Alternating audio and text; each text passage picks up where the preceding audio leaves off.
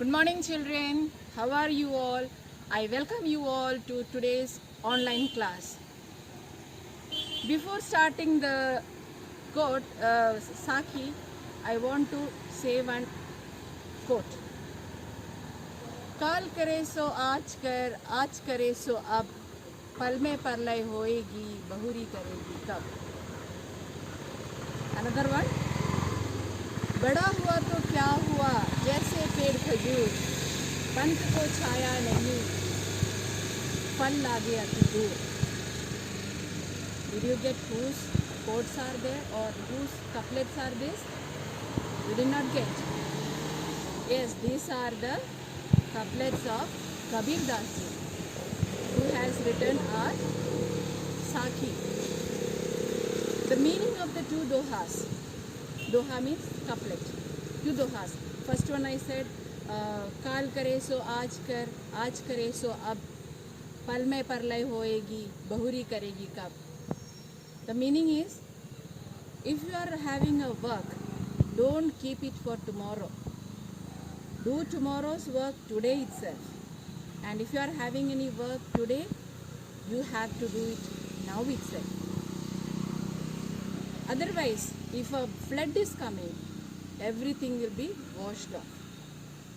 The other couplet.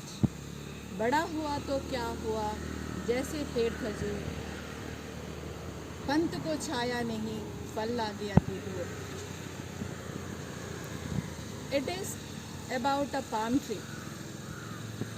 He is saying that don't become like palm tree. What is the use of palm tree if it is so high? The fruit is so high, no one can pluck it. And it is so high that no one can take shelter under it. So he is advising not to be like that. This couplet is taken from Kabir Das ji, and today we are going to learn the couplets of Kabir Das ji, and most of his couplets are under Sakya, named as Sakya and Sabat. He is a great saint and a prophet. He was born in Kashi, and his language was Sadukadi, because he was going here and there. He was not having, he was having the worldly knowledge. He was an illiterate person. He don't know to write.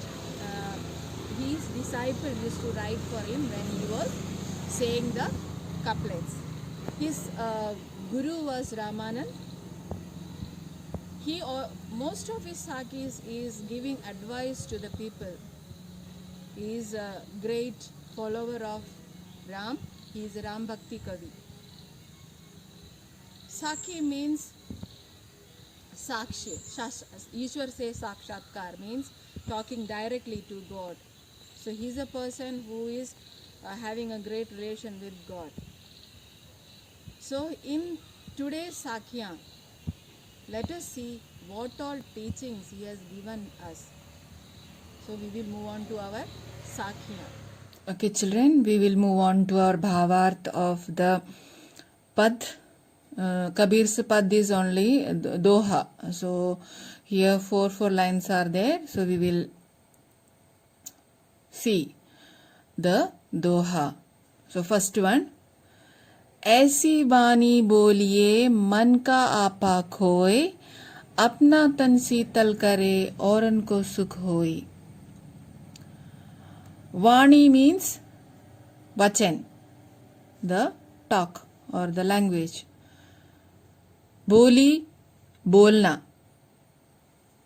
Apa, ahankar, yeah, the proudness. Sheetal means politeness. शीतल होना. सुख, सुख होना, happiness. औरन, दूसरों को, औरों को.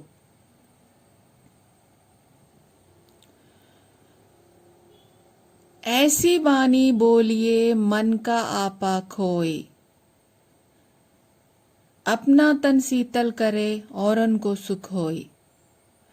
कबीर दास जी यहाँ पर अपने वचन को मीठा करने की बात करते हुए कहते हैं कि हमें ऐसे वचन बोलना चाहिए, ऐसी वाणी बोलना चाहिए जिससे हमारे मन का जो अहंकार है वो दूर हो जाए, और उस अहंकार को दूर कर कर हमें शीतल वचन बोलना चाहिए, मधुर वचन बोलना चाहिए, जिससे हमारे मन को भी सुख की प्राप्ति हो और दूसरों का मन को भी सुखी प्राप्त हो। I'll give you the English translation. Here Kabir Das ji want to say that we have to talk good language, the sweet language, so that others also feel better and we also feel better, we also can become happiness. ऐसी वाणी बोलिए मन का आपा खोए, अपना तन शीतल करे और उनको सुख होए। हमें अब ऐसी वाणी बोलना चाहिए जिससे हमारे मन को शीतलता पहुंचे, हमारे मन को शांति पहुंचे, हमारे मन की अहंकार को दूर करके मीठा वचन बोलकर दूसरों को भी सुख पहुंचाना चाहिए और हमें भी सुखी रहना चाहिए। Moving on to the second one. कस्तूरी कुंडली बसे मृग ढूंढे बन माही, ऐसी घटी घटी राम है दुनिया देखे नाही। Kasturi is the product of the deer or the musk deer. That fragrance is coming out of the musk deer's nabhi. And Kundali is the nabhi. And Base means रहना या to live. Mrigha is hiran. Deer. Ban is jungle या one या the forest. Mahi means मध्य में, बीच में, in the between. Ghati ghati means kan में, everywhere, or nook and corner we say in English. So the meaning goes like this. कस्तूरी कुंडली बसे मृग ढूंढे बन माही, ऐसी घटी घटी राम है दुनिया देखे नाही। कबीर दास जी इस दोहे में कहना चाहते हैं कि जिस तरह कस्तूरी मृग अपनी नाभि में से निकलने वाली सुगंध को हर जगह वन में ढूंढता रहता है, जगह जगह ढूंढता रहता है, उसी तरह मनुष्य ईश्वर को घट घट में ढूंढता रहता है, यहाँ वहाँ ढूंढता रहता है। कभी गिरजाघर में, कभी मंदिर में, कभी गुरुद्वारे में, कभी हिमालय के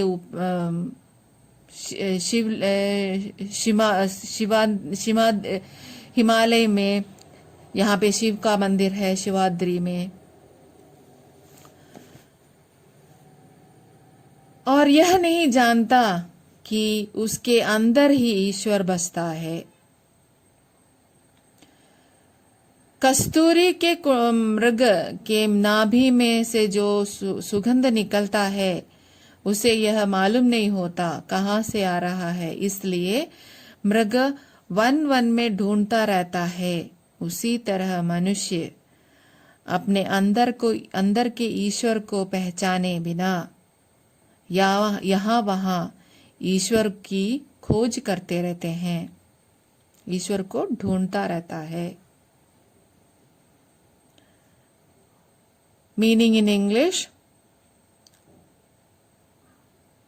like the musk deer, roam here and there to find out from where the fragrance is coming. It don't know that it's coming from its nabhi only, but it go around the forest, the deep forest, and search for the fragrance. The same way, Manushya also, the people also, go here and there to find out where is God. The people don't know that God is within them. They go to temple, go to church, they go to other places, everywhere. They go to Himalaya, everywhere they go. Then they don't know that their God is within them. Now the third one. जब मैं था तब हरि नाही, अब हरि है मैं नाही, सब अंधियारा मिट गया, जब दीपक देखे माही. Hari is God here. मैं is ahankar. Then Deepak is the lamp. Mahi is andar. Yeah, inside. जब मैं था तब हरि नाही, अब हरि है मैं नाही. यहाँ पर कबीरदास जी कहते हैं कि जब मेरे अंदर का मैं रूपी अहंकार दूर हो गया, तभी हरि आ गया, हरि को मैंने प्राप्त कर लिया. अब हरि है मैं नाही, और जब हरि मेरे अंदर में आ गया तब अहंकार दूर चला गया. जब अहंकार दूर चला गया तो क्या हुआ? सब अंधियारा मिट गया, जब दीपक देखा माही. जब ईश्वर मेरे अंदर में आ गया तब सारा अंधकार मिट गया. दीपक रूपी ईश्वर रूपी दीपक मेरे मन में आने से मेरा सारा अंदर, मेरा सारा शरीर, मेरा सब कुछ, मेरा मन एकदम उजियारा हो गया, प्रकाशमान हो गया. मेरा अहंकार मिट गया, मुझे ईश्वर का ज्ञान प्राप्त हो गया. Now the translation in English. When God came to my mind, I got knowledge. When there was no God, I was illiterate and I was not having any knowledge. I was having all sorts of bad things in my mind. Darkness was there. But when the God came to me like a light, then everything was lit. Everywhere, my inside, my everywhere, it was lit, and I got knowledge. I could find God, I could see the God, and I became the deep devotee of God. Now moving on to the next Sakhi. सुखिया सब संसार है, खाए और सोवे, दुनिया दास कबीर है, जागे और सोवे. सुखिया, happy, संसार, world, संसार. खाए, to eat, सोवे, सोना, sleep. Aru means and or. दुखिया, to become sad, दुखी होना. जागे, जागना. Aru, you know, I said that one meaning. Aru, or रोवे, to cry. सुखिया सब संसार है, खाए और सोवे, दुनिया दुखिया दास कबीर है, जागे और रोवे. इस साखी में कबीरदास जी कहना चाहते हैं, या इस दोहे में कबीरदास जी कहना चाहते हैं कि सारा संसार के लोग बाह्य आडंबरों के खुशी में खाते हैं और सोते हैं बिना कुछ चिंता किए. लेकिन कबीरदास दुखियारा है. क्यों? क्योंकि वह सारी रात जागता रहता है, ईश्वर की प्राप्ति के लिए, ईश्वर को पाने के लिए ईश्वर से प्रार्थना करता है और जागता रहता है और रोता रहता है.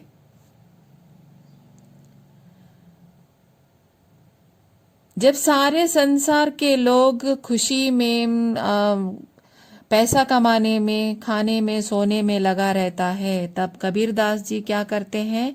कबीरदास जी दिन रात रोते रहते हैं, ईश्वर का ध्यान करते रहते हैं, ईश्वर को पाने के लिए प्यासे रहते हैं, ईश्वर से मेल के लिए इंतजार करते रहते हैं।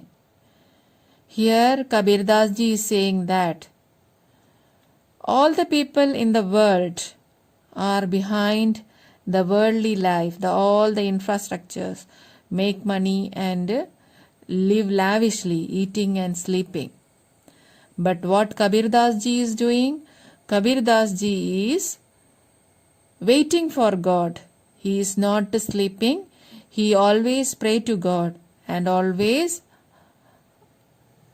wait God to come. He is awakened the day and night to God, for God to come into him.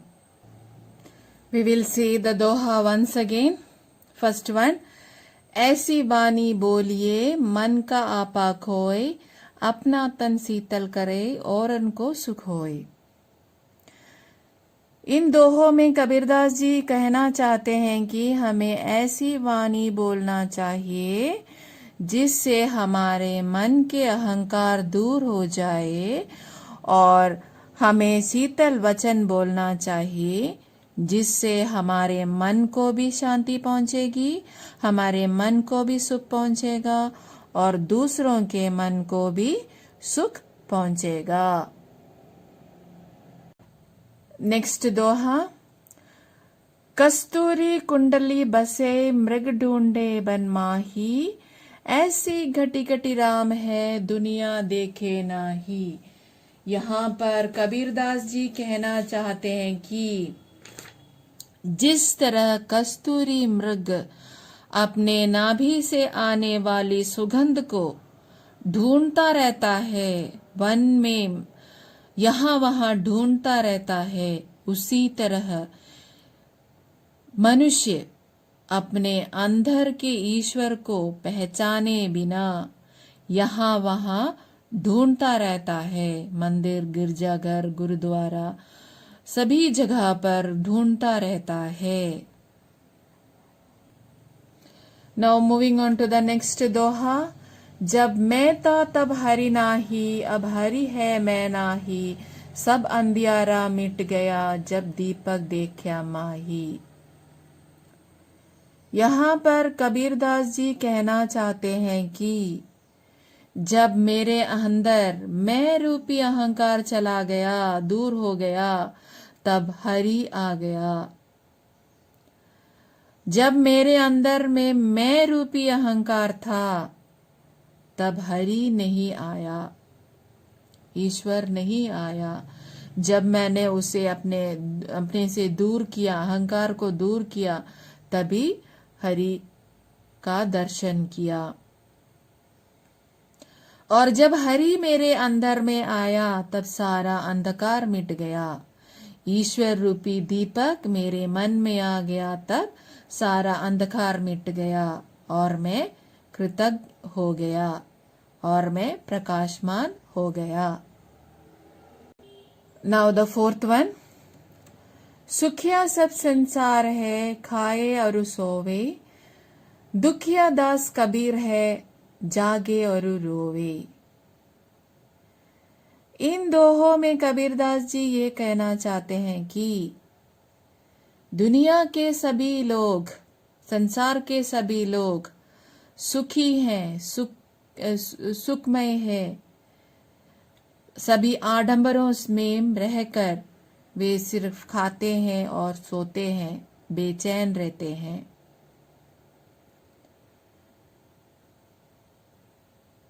लेकिन कबीरदास जी हमेशा रोते रहते हैं, जागते रहते हैं। क्यों?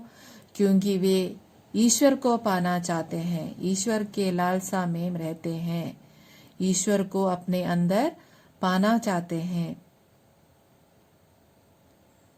इसलिए वे जागते हैं और रोते हैं। दुनिया के लोग, संसार के लोग ईश्वर को नहीं जानते। ईश्वर को जाने बिना ही बहुत प्रकार के गलत काम और असत्य के मार्ग में चलते हैं। उन्हें सिर्फ खाना और सोना आता है और वे कुछ नहीं जानते कि आगे क्या होगा। पर कबीरदास जी यहाँ पर ईश्वर की प्राप्ति के लिए जागते हैं और रोते रहते हैं, जबकि दुनिया के लोग बाह्य आडंबरों के पीछे घूमकर सिर्फ खाते हैं और सोते हैं। 4 couplets. Total 8 couplets are there. Today we are learning only 4. I hope that you have understood it. Children, you have to by heart the Bhavarth because it is very important, and Hindi portion you have to study. Because all the question answers or everything that is coming in this Sakya, it is related to the dohas only. So you have to by heart, or you have to understand properly and write properly the Bhavarth of Sakya. Okay children, so for today this much only. We will meet in the next class with other 4 couplets. Until then, bye and have a good day to you.